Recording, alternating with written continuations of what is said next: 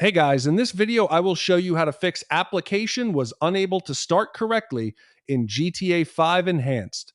All right, let's begin. First, launch the game launcher. If you are playing only story mode and not using online features, go to settings and locate the Battle Eye option.